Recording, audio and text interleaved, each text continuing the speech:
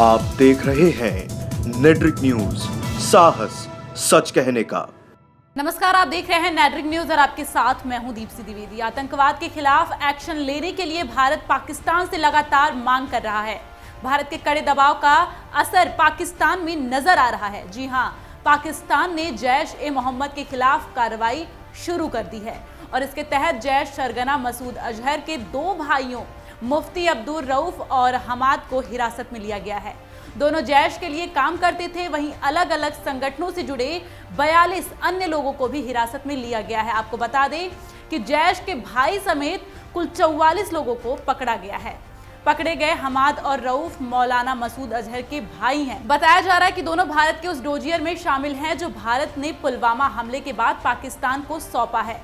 ये जानकारी पाकिस्तान के मंत्री शहीर अफरीदी और गृह सचिव ने प्रेस कॉन्फ्रेंस में दी है। वहीं पाकिस्तान के विदेश मंत्री शाह महमूद कुरैशी ने इस बात के संकेत दिए हैं कि उनका देश संयुक्त राष्ट्र सुरक्षा परिषद में जैश-ए-मोहम्मद सरगना मसूद अजहर को वैश्विक आतंकी घोषित करने का विरोध नहीं करेगा। और हाल ही में फ्रांस, यूके और अमेरिका ने मसूद को ग्लोबल टेररिस्ट घोषित करने के लिए यूएन में एक नया प्रस्ताव रखा था। 14 फरवरी को जम्मू कश्मीर के पुलवामा में सीआरपीएफ के काफिले पर फिदायीन हमला हुआ था, जिसमें 40 जवान शहीद हो गए थे और इस हमले की जिम्मेदारी आतंकी संगठन जैश-ए-मोहम्मद ने ही ली थी। अब हम आपको बताते हैं कि आखिर पाकिस्तान के अपने फायदे क्या हैं, जिसके चलते वो मसूद अजहर पर कार्रवाई करने को तैयार हो गया है। एक मीडिया एजेंसी को दिए गए इंटरव्यू में कुरैशी ने कहा है कि अब वक्त आ गया है कि पाकिस्तान को अपने हितों को लेकर फैसला करना ही होगा और हम वही करेंगे जो हमारे हित में होगा।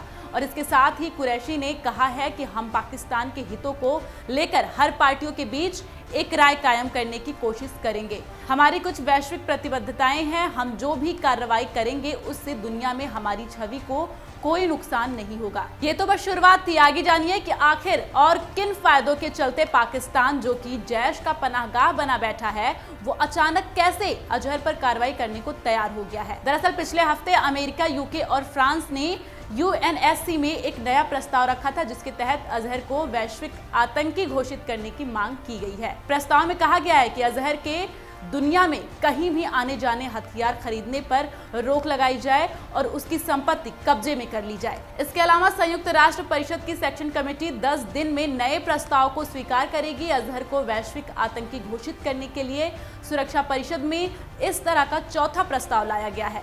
गौरतलब है कि जैश सरगना को ग्लोबल टेररिस्ट घोषित करने के लिए 10 साल से कोशिशें चल रही हैं। पुलवामा हमले के बाद भारत पाकिस्तान दोनों ही देशों में जो हालात हैं, उस पर कुरैशी ने कहा कि पाकिस्तान भारत के साथ युद्ध नहीं चाहता है। हम शांति चाहते हैं। हमारे लोग नौकरियां, संस्थानों में रिफॉर्मर्स और भ्रष्टाचार पर अंकुश चाहते हैं। और पाकिस्तान सरकार ने सोमवार को संयुक्त राष्ट्र सुरक्षा समिति के द्वारा प्रतिबंधित सभी संगठनों की संपत्ति सीज करने का आदेश दिया था। और अगर हम डॉन की रिपोर्ट के मुताबिक बात करें तो पाकिस्तान विदेश मंत्रालय के प्रवक्ता मोहम्मद फैसल ने कहा है कि अब प्रतिबंधित संगठनों की सारी संपत्तियों पर सरकार का नियंत्रण होगा। इसमें उनके चंदा जुटाने की प्रक्रिया और एम्बुलेंस सेवा भी शामिल है। तो साफ है कि पाकिस्तान फिर एक बार ड्रामों को लेकर सामने आ गया है। देखना यह होगा कि क्या पाकिस्तान आतंकियों की आड़ में अपनी करतूत छिपा पाएगा या पाकिस्तान एक बार फिर बेनकाब होगा।